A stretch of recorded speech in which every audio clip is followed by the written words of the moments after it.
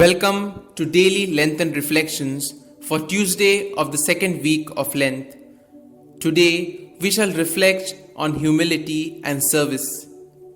Lent is a time to examine our hearts and our behaviors to bring them more in line with the mystery of Jesus' death and resurrection. In the Gospel, we hear Jesus denouncing the Pharisees' outward manifestations of religious piety.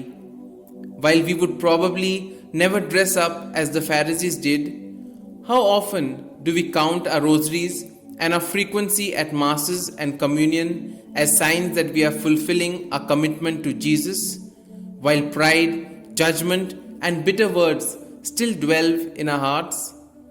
All too often, it is our inner attitudes more than our external reactions that need to be challenged and modified. We need to take seriously the prophet Isaiah's call to action. Wash yourselves clean, cease doing evil, make justice your aim, redress the wronged, hear the orphan's plea, defend the widow. I may not know many widows and orphans that are suffering, but is there anyone in my house or in my workplace that I have been ignoring or avoiding to better care for myself and my needs? These are attitudes that are so easy to justify.